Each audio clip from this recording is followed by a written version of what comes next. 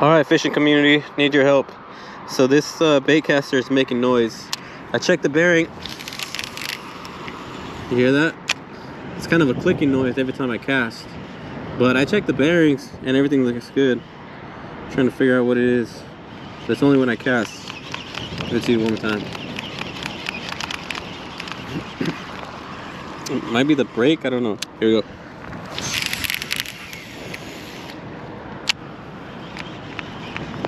Yeah, help me out. Thank you.